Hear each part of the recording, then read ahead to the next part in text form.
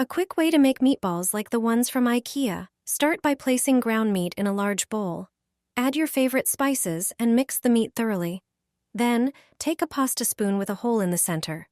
Press the spoon into a portion of the meat, lightly compressing it to help the hole shape an even portion. Scoop out the meatball with a small spoon.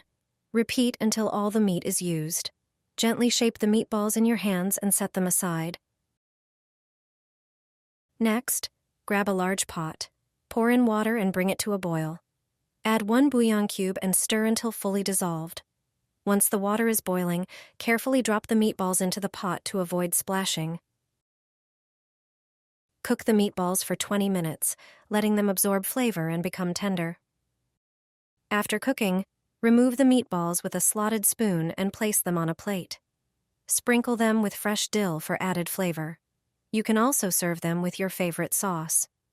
This meal is simple, quick, and incredibly tasty, making the meatballs perfect as a main dish or a side for various recipes.